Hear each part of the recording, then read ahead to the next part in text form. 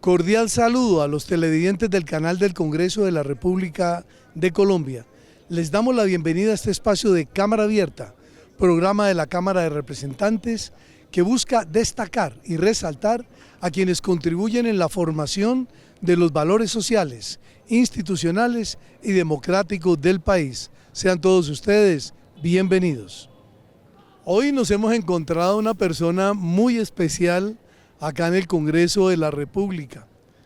Yo no sé si ustedes, los televidentes, casi todos yo creo, que se acuerdan del famoso teniente Raimundo Malagón cuando fue liberado en la Operación Jaque, y cómo con valentía, con hidalguía y con el pecho henchido de orgullo militar decía que era un teniente del glorioso Ejército Nacional. Hoy ese hombre es coronel del Ejército Nacional de Colombia. Bienvenido, coronel Raimundo Malagón. Bueno, a usted muchísimas gracias por abrirme este importantísimo espacio, lo mismo a la sociedad colombiana, un efusivo saludo a toda la teleaudiencia nacional por participar de este importante programa. Bueno, hoy estamos acá con usted, coronel.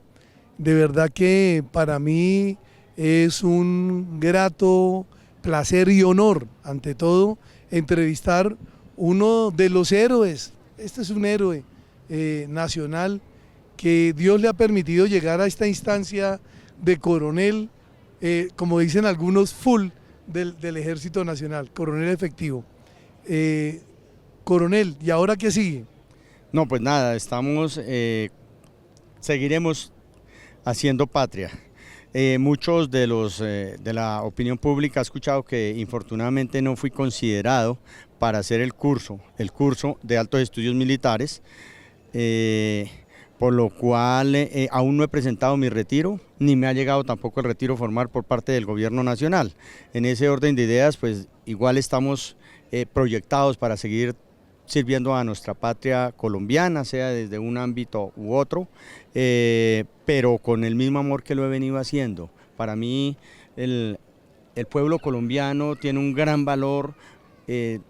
Con estos 10 años que tuve la oportunidad, pues infortunadamente se vivieron en medio de condiciones infrahumanas, lo ponen a uno a reflexionar, y creería que, o mejor, es el momento de seguir dando un grano más de arena a mi patria colombiana desde un enfoque más allá de lo militar. Yo sé que la sociedad requiere de personas que hayan sentido el flagelo de la guerra y la miseria, porque estuvimos los secuestrados en medio de la miseria total, y cuando uno conoce eso se da cuenta que la inmensa mayoría del pueblo colombiano tiene necesidades básicas insatisfechas y hay que trabajar por ellos. Mi coronel, contémosle a los colombianos en qué año ingresa usted a la Escuela Militar de Cadetes, en qué año egresa como subteniente. Bueno, yo ingresé en el año 1994 a la escuela militar y fui ascendido a subteniente en el año 1996, luego del cual gracias a las pruebas físicas y gracias al coraje como militar logré hacer el curso de lancero. Fui candidato para el curso de lancero justamente por las pruebas físicas y el don de militar, ¿no? Hice el curso y luego salí a una unidad militar que es un batallón en Honda, Tolima, de infantería, luego a El Meta, donde sucedió el secuestro, infortunadamente, el 3 y 4 de agosto de 1998, en medio de una transición de dos gobiernos, uno de los cuales prometió a la guerrilla de las FARC, secretariado, algunos temas, entre ellos el despeje de 5 municipios, 2 departamentos, 47.000 kilómetros cuadrados, un territorio tan grande como Suiza. Estamos hablando del gobierno del presidente Pastrana en ese momento.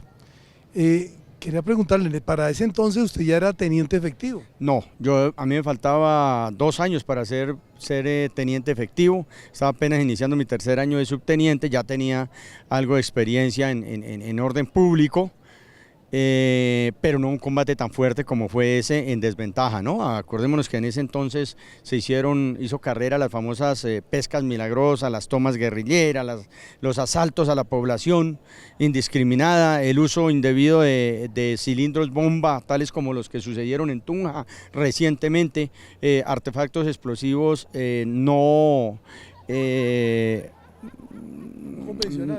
convencionales, pero carentes del derecho internacional humanitario, y en ese orden de ideas pues fue el secuestro en esos 3 y 4 de agosto de 1998. Tuve que enfrentar alrededor de unos 200 guerrilleros contra 35 de nuestros hombres. Ellos estaban utilizando la técnica de masa, que en guerra no es otra cosa más que colocar número de hombres, de combatientes, sin importar que se pierdan. En este caso la guerrilla no le importaba sacrificar vida de muchachos recién ingresados con tal de lograr su objetivo. ¿Ingresados a la guerrilla?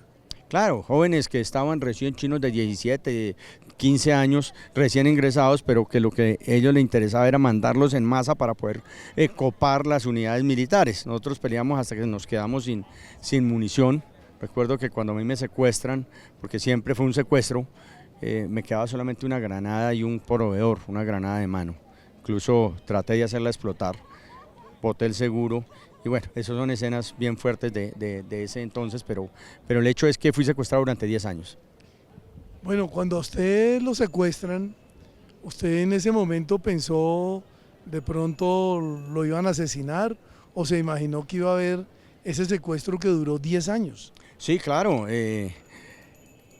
En principio, pues se creía que nos iban a asesinar, sin embargo, pues de hecho, cuando tenía la granada de mano, tuve como la intención de hacerla estallar, ¿no? Y acabar con todo eso, pues aturdido de tanta explosión, pero como que hay una luz más que le da a uno una oportunidad más de vida. Y ahí en ese momento fue cuando sufrimos el secuestro. Me secuestran junto con 5 de mis soldados, me asesinaron alrededor de 11. Y algo otros que se replegaron y fueron a la base ya en el momento en que esta gente toma la base, porque lograron romper uno de los cercos con granadas, bueno, y asesinando soldados, y ahí es cuando entran a la base como tal, base entre comillas, ¿no? Base entre comillas, potrero ahí donde las bestias llegaban ahí mismo. Y la orden mía era clara a los soldados: así nos asesinen a todos, no podemos aflojar, no podemos soltar o entregarnos, por cuanto la guerrilla podía desde ahí, desde ese cerrito, utilizar armas como ametralladoras, morteros para atacar a la base. Yo siempre he dicho que en el Uribe se perdió un combate más no la batalla, pues fue una batalla infernal. Fueron alrededor de 1.500 guerrilleros que la historia lo dice, 1.500 guerrilleros movieron frentes de diferentes partes, Alia Romaña, el frente 53, el frente 27, el 34, el 40 que era del frente 40, que era el dueño de toda esa región. Entonces, pues fue un combate muy fuerte. Coronel, mirando eso, que la gente no alcanza a imaginarse el dolor, la angustia, el hambre, todas las necesidades y vicisitudes que tuvieron que afrontar. ¿A ustedes los corrieron de sitio alguna vez Claro. o estuvieron siempre en el mismo sitio? No, indudablemente. Si a mí me preguntan cuántos campamentos, la verdad no tendría que sentarme a hacer muchas cuentas, porque, bueno, si bien en la zona de distensión hubo varios campamentos fijos, porque pues estaban tranquilos en zona de distensión, sin embargo en plena zona de distensión también nos movían en diferentes campamentos, pero más aún cuando se rompen los diálogos de paz por el secuestro de un senador, un avión que desviaron a la zona de distensión, y ahí fue donde le dieron la oportunidad al gobierno de ese entonces para romper los famosos diálogos de paz. Y a partir de ahí estuvimos en medio de la selva como ermitaños, donde nos cogía la noche y si había una operación militar, arranque, campamentos de 3 días, de 8 días. Bueno, eso fue infernal la cantidad de campamentos que se vivieron. Mi coronel, vamos a ir a unos mensajes institucionales y ya volvemos nuevamente con usted y con nuestros televidentes.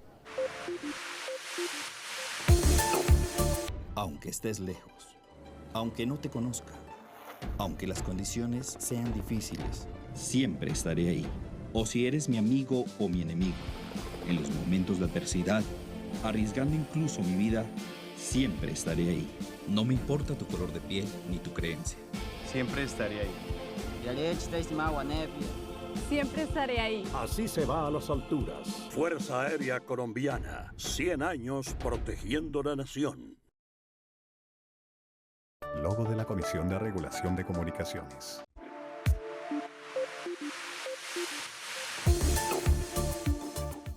Bueno, en la segunda parte de Cámara Abierta, hoy con un hombre, un héroe del Ejército Nacional de Colombia, un hombre que merece todas las instancias importantes de la militaridad, el señor Coronel Raimundo Malagón, quien le tocó padecer y sufrir 10 años de cautiverio. Los tenían peor que animales, mi coronel. Pero por favor, claro que sí, el trato cruel e inhumano fue una constante, prácticamente todo el tiempo durante esos 10 largos años. Ahí están las imágenes de los campos de concentración, yo llamo los campos de concentración del siglo XXI. He escrito mucho sobre eso y pues yo espero el próximo año para la Feria del Libro sacar un nuevo libro. Yo tengo mi libro, se llama Las cadenas de la infamia, vamos por la segunda edición y la intención es sacar, se llama Soldados y Policías secuestrados durante el periodo del año 98 al 2008, más o menos es eso. Y estamos en eso, escribiendo la memoria histórica de este país, muy importante que la sociedad colombiana recuerde esos episodios nefastos para el país.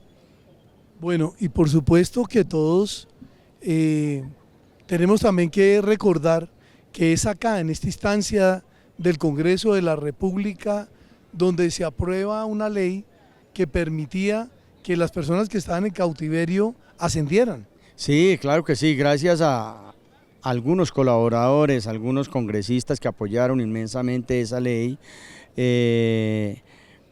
logramos ascender en medio de la selva, porque la ley permitía eso. Así que agradezco inmensamente no solamente a los señores congresistas de ese instante, sino también a las diferentes fundaciones que apoyaron para que eso fuera realidad.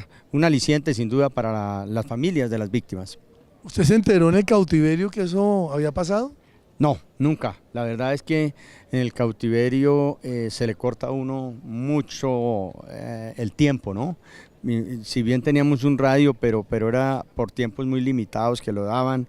Cuando llegamos acá fue que nos enteramos que el Congreso había legislado en favor de las víctimas y sus familias. Algo muy importante, y cuando ya estábamos acá en la civilización logramos el ascenso merecido. Es más, de hecho,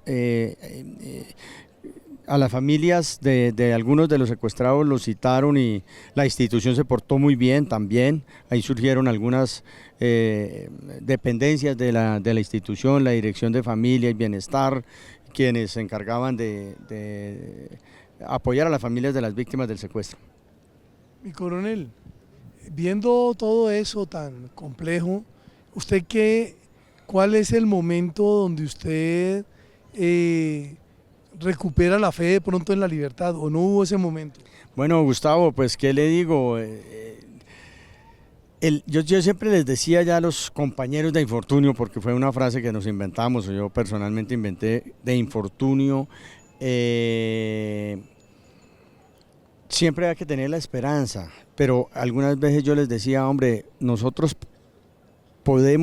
debemos, para no morir en medio de esto, y se lo dije a una de las congresistas que estuvo secuestrada, aceptar la realidad, más no acostumbrarnos. El día que yo les decía, el día que yo me acostumbre a esto, ese día me suicido, pero hay es que aceptar la realidad. El no aceptarla simplemente es enloquecer o morir de pena moral, o como sucedieron en algunos secuestrados que su estado de moral era deplorable y empezaban a enfermar. Y caso del capitán Julián Guevara, que lo dejaron morir a los subversivos por no suministrarle un medicamento, y muchos también estuvimos muy cerca de la muerte. La familia. Claro, sin duda, Gustavo, la familia es quien más sufre, seguramente, pues es quien más sufre ese flagelo del secuestro, porque si bien uno estaba ya secuestrado, pues uno de alguna manera escuchaba noticias, así fuera cada mes. Por ahí habían algunas emisoras que también hay que agradecerle, muchos periodistas quienes estuvieron muy atentos para generar canales de comunicación.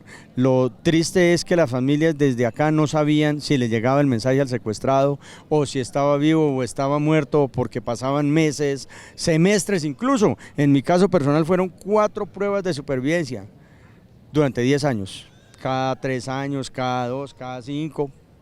Y entonces para la familia era una incertidumbre muy fuerte. Acá en esta plaza de Bolívar, la plaza de nuestro Libertador, hacían un programa muy famoso de una gran emisora, Caracol, si se lo podemos nombrar, y un periodista que ya infortunadamente falleció, Ervin Hoyos Medina, falleció de COVID, quien lideraba los desaparecidos y las víctimas. Él creó un programa llamado Las Voces de Secuestro, y las familias venían acá a esta plaza desde las 10, 11 de la noche, velando toda la noche para que al final de la madrugada le dejaran enviar un mensaje a su ser querido. Mi familia lo vivió, y lo mismo en las líneas telefónicas, duraban tiempo, horas, esperando que les dieran un turnito para enviar mensajes. Ahora las familias también realizan fundaciones, crean fundaciones, hacen marchas, lo que usted quiera, que se inventan con tal de ver a su ser querido libre. Mi coronel, usted es de boyacense, ¿no? Sí, claro, yo nací en una pequeña ciudad que se llama Santa Sofía, a menos de media hora de Villa de Leyva hoy día, pero criado en municipios de Moniquirá, y luego muy pequeño vine acá a Bogotá por decisión de mis padres, y la violencia como novedad también estaba generándose ahí. Ya venían reductos de subversivos ahí a Moniquirá por el Magdalena Medio y por ciudades aledañas, y entonces ya habían grupos delincuenciales y toda la cosa. Entonces mi padre decidió crear también un mejor futuro para sus hijos, así que llegamos a Bogotá en el año 1982. Y bueno, ¿siempre quiso ser militar? La vocación militar en muchos nace, pero en otros se va haciendo también. En mi caso personal, yo presté servicio en el año 1991 aquí en Bogotá como soldado bachiller, y siempre me quedó en uno de esos deseos de servir a la patria colombiana desde la institución del ejército. Tenía algunos familiares, un sargento, otro un teniente coronel, pero lejanos. No me crié en un ambiente militar como tal. Pese a eso, el haber entrado bueno, 2 hermanos que habían prestado servicio militar también, eso fue como el roce que tuve con ellos. Pero cuando la patria llama, no hay quien poder que lo detenga. Así que un buen día tomé la decisión de volver a inscribirme, y empezó la vocación militar año tras año. Mi coronel, usted siempre estuvo con Ingrid Betancourt, con los norteamericanos, ¿con ellos estuvo siempre o los iban cambiando de campamento? Sí, esos son episodios, ¿no? Inicialmente la guerrilla de las FARC, pues utilizando el secuestro como arma de lucha e instrumento político, empiezan a secuestrar soldados y policías, oficiales, suboficiales. Luego viene la etapa que ellos querían que una ley de canje, la cual yo personalmente, estando en medio de ese secuestro, me le enfrenté a alguno de los comandantes alguna vez y le dije: hermano, yo aún estando aquí secuestrado, tratándose de mi libertad, yo aceptaría una ley de canje por una vez, pero porque lo leí o alcancé a escuchar, pero ustedes pretenden que sea una ley de canje, eso, hermano, nunca se dará. Y así fue, nunca se dio. Es imposible que un Estado se doblegue a la voluntad de un grupo subversivo en ese caso. Así que viene la primera etapa. Entonces los tipos, viendo que no les acceden a la ley de canje, viene el secuestro de políticos. Ahí es cuando, hacia el año después de rota los diálogos de distensión, los diálogos de paz en la zona de distensión mejor, ahí empiezan a secuestrar políticos, y ahí es donde conozco a la doctora Ingrid Betancourt, a Clara Rojas, a Luis Eladio Hechen, al exgobernador de Antioquia, quien es una gran persona, el doctor Alan Jara Ursola, fue gobernador no de Antioquia, del Meta, quien fue secuestrado en medio de un vehículo de la ONU. Una persona extraordinaria y con quien convivimos también. Luego viene el secuestro en el año 2004 de los 3 norteamericanos por la avioneta que se cae al fallarle un motor, con tan mala suerte que cae en medio de un campamento guerrillero, asesinan a un colombiano, un norteamericano y secuestran otros 3, porque eran 5 el total que iba en la avioneta. 3 que les servía a ellos, no estaban tan mal de salud, sino seguramente los habían rematado. Y ahí tuvimos episodios en el cual convivimos todos. Coronel, vamos nuevamente a mensajes institucionales y ya volvemos con usted y con los televidentes. En Bogotá hay 8 millones de habitantes en 20 localidades y en todas ellas la Personería de Bogotá protege los derechos de los ciudadanos. En las personerías locales reciba orientación gratuita en temas de salud, servicios públicos, convivencia, quejas contra funcionarios, declaración de víctimas, temas jurídicos y mucho más. Diríjase a la personería de su localidad. Estamos en toda la ciudad.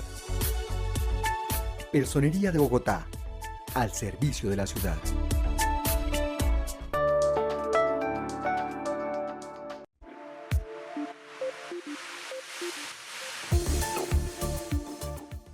Bueno, la tercera parte de Cámara Abierta hoy con una entrevista que de verdad me emociona muchísimo, la del señor coronel Raimundo Malagón, un hombre que es símbolo de la libertad. Mientras estamos acá en la Plaza Bolívar frente al Capitolio Nacional, hay gente haciendo fila para tomarse fotos con él, gente que lo reconoce, y más adelante vamos a tener uno de los personajes que está esperando y lleva todo el tiempo acá parado esperando hablar con él. Entonces, coronel, ¿qué siente usted que todavía el pueblo colombiano lo recuerda, no lo olvida? Pues yo siento una satisfacción grandísima saber que la opinión pública y los ciudadanos colombianos recuerdan esa gesta libertaria, cuál fue la operación militar de rescate Jaque. De la operación militar Jaque se ha dicho mucho, desde que fue paga por un gobierno extranjero, de que compraron a los secuestradores, pero lo digo con toda claridad. ¿Quién más que nosotros, los rescatados y los rescatistas que fueron colombianos, criollitos, miembros del ejército criollo, grandes amigos míos hoy día, que incluso me ha dolido porque muchos ya no están, ya no hay ninguno, y a muchos los despidieron, los destituyeron en grados muy tempranos. Eso duele. Uno de coronel pues ya no tendrá que ir a buscar las necesidades, ¿sí? o a pasar necesidades, pero un mayor, un capitán, le queda un poco difícil, eso me duele muchísimo. El saber que la generación del año 2000 hacia atrás, creería yo, recuerda perfectamente esa gesta libertaria, me satisface inmensamente, pero también hago un llamado a los jóvenes, a las nuevas generaciones, los nacidos del 2000 hacia acá, porque recuerde que la operación Jaque fue el 2 de julio de 2008, quiere decir que un joven que nació en el año 2000 estaba muy niño, y eso me preocupa mucho, que la memoria histórica la dejemos perder y nos la cuenten diferente a la realidad. El país fue testigo del soldado que dice: soy el teniente Malagón del glorioso Ejército Nacional. Esas son las palabras de un soldado de la patria colombiana, y como soldado me pongo a la disposición de todos los colombianos para seguir sirviendo a esta patria, como le dije anteriormente, desde otro punto de vista que por ahora no, en esta entrevista no la podremos mencionar por cuanto tengo mi uniforme puesto aún, pero seguramente se va a enterar la sociedad colombiana que habrá teniente Malagón para rato. Muchas gracias, Gustavo, por esta entrevista tan maravillosa. Patria, honor y lealtad, paso vencedores, mi coronel. Lealtad total hacia los colombianos. Muchas gracias.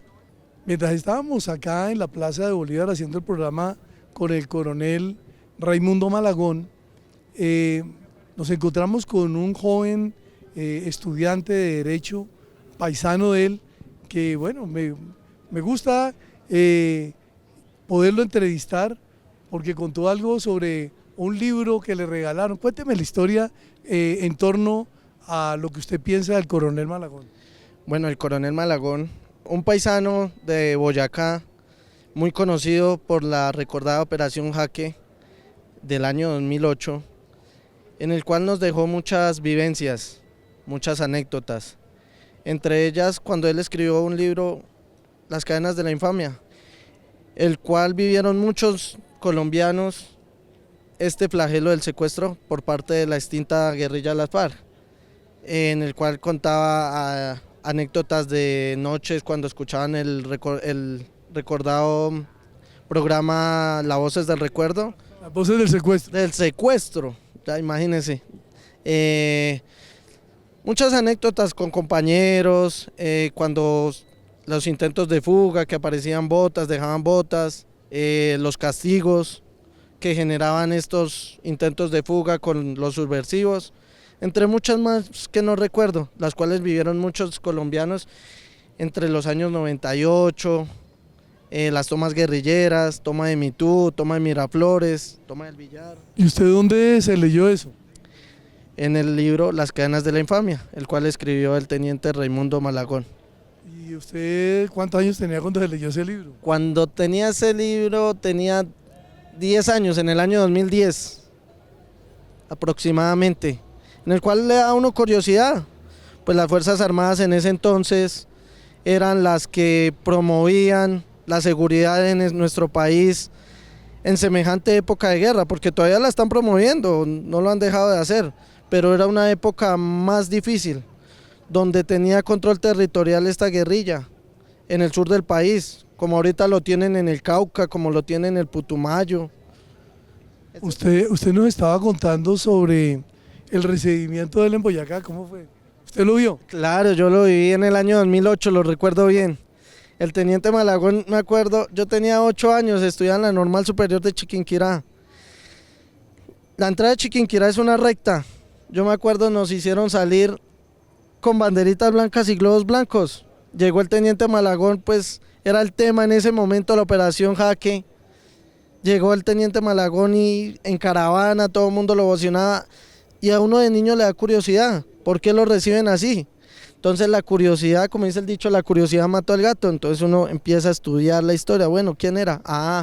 Estuvo 10 años secuestrados por la FARC, liberado en la Operación Jaque, ya entonces, en ese entonces la noticia, mejor dicho, y es el boom, la Operación Jaque, donde se liberaron casi 15 secuestrados sin un disparo, gracias al Ejército Nacional.